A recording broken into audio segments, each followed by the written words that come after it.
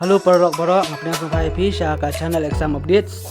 Dia kan ke video ngan pni IP ya ki post ki balai prateli ka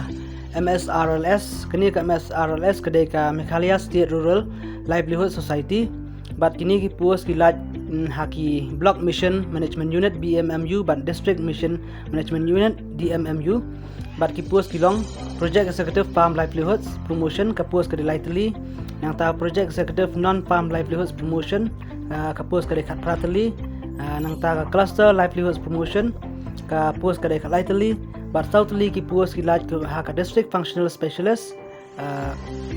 bat ka ngan sabu ya ka link jong ka official notification bat ka link ban apply nam ta gini ki post ha ka description jong ni ke video